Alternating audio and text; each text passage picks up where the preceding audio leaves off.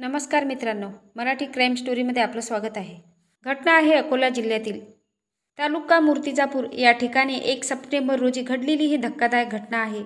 16 जून रोजी सदरील व्यक्तीची आरोपी महिलेसोबत ओळख झाली। 52 वर्षाचा व्यक्ती हा सराफी व्यापारी होते। ते बँकेत पैसे काढण्यासाठी गेले होते। तेथेच लता नावाच्या महिलेसोबत त्यांची ओळख झाली। ती महिला दिसायला सुंदर होती। तिचे नाव लता असे होते। ती प्रेमळ आणि गोड बोलत होती। गोड बोलून तिने व्यापाराशी ओळख करून घेतली। एवढ्यावरच लता थांबली नाही तर तिने त्यांचा मोबाईल नंबर देखील मागितला।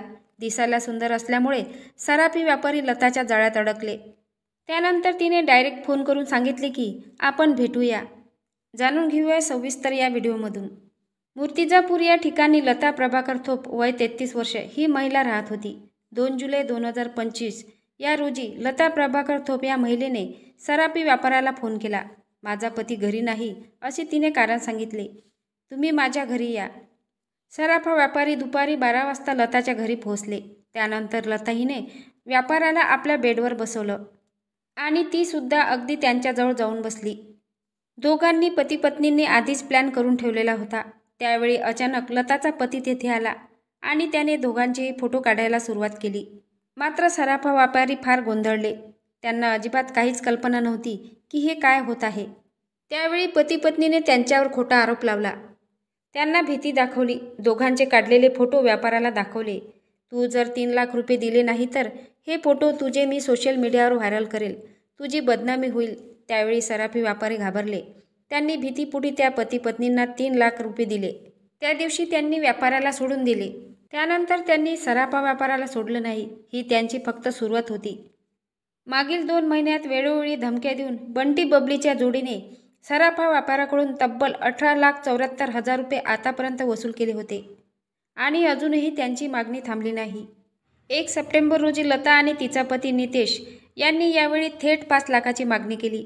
आता सराफा व्यापारी हा हतबल झाला।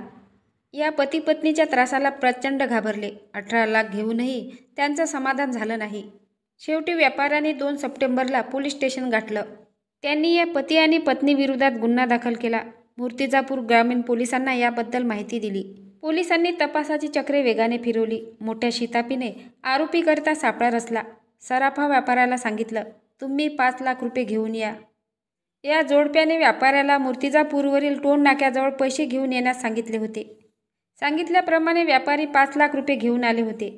सराफा व्यापारी पती पत्नीच्या हातात पैसे देणार तेवढ्यात सापळा रचून बसलेले पोलीस त्यांच्या समोर आले। लता थोप व नितेश थोप या दोघांना पोलिसांनी त्याच ठिकाणी अटक केली आणि त्यांच्यावर गुन्हा दाखल करण्यात आला। मागील काही दिवसात 2 व्यापाऱ्यांना अशाच प्रकारे लुटलेले आहे। श्रीमंत आणि पैसेवाले व्यापारी बघून अशा महिला प्रेमाचे जाळे टाकून त्यांच्याकडून पैसे लुटतात।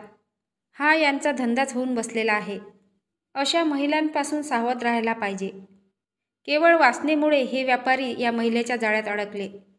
मेहनत न करता झटपट श्रीमंत होण्याच्या नादात या जोडप्यांनी लुटमारीचा धंदा लावला होता। मात्र त्या व्यापाऱ्याने शेवटी यांना गजाआड केलं। गुन्हा हा कधीही लपत नाही। गुन्हेगारांना शेवटी तुरुंगात जावे लागतेच।